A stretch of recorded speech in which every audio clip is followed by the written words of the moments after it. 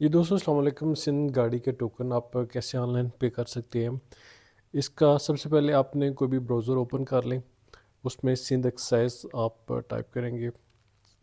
Type करने के बाद आप इसको जो फर्स्ट साइट होगी वो सिंध एक्साइज़ डिपार्टमेंट की आएगी।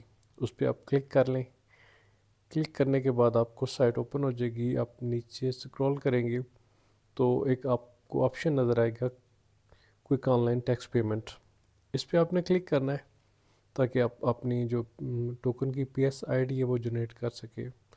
अब आपने ये यहाँ ऊपर जो टॉप पे इस पे अपना मोबाइल नंबर और नीचे गाड़ी का नंबर लिखना है। वो आप लिखने के बाद नीचे जो कैप्चा कोड होता है वो आपने लिखना होता है। तो हम ऊपर मोबाइल नंबर लिखने के बाद नीचे गाड़ी का नंबर लिखेंगे। गाड़ी का नंबर लिखने के बाद फिर हम नीचे कैप्चा कोड लिखेंगे।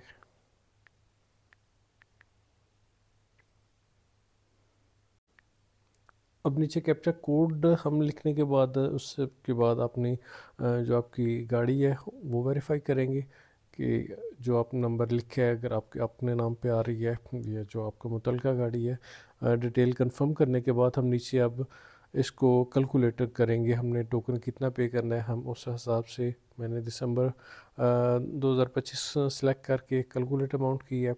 तो अब नीचे आपको ऑप्शन नज़र आ रहा है generate P S I D.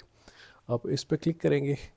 Click करने के बाद आपको जो पी एस आई डी वो जनरेट हो जाएगी। इसको आप यहाँ से कॉपी कर लें। कॉपी करने के बाद आप दोबारा कोई भी बैंक ऐप या इजी पैसा अकाउंट में चले जाएं। आप उसको लॉगिन कर लें। लॉगिन करने के बाद आप नीचे सियाल का ऑप्शन नज़र आ रहा है उस पर क्लिक करेंगे। क्लिक करने के बाद आप नीचे स्क्रॉल करेंगे तो गवर्नमेंट फ़ीस का ऑप्शन आपको नज़र आएगा। गवर्नमेंट फ़ीस का ऑप्शन के बाद आप नीचे स्क्रॉल करेंगे तो आपको यहाँ सिंध गवर्नमेंट है ये सिंध व्हीकल टोकन टैक्स आ रहा है। अब यहाँ वो P S I D paste कर दें।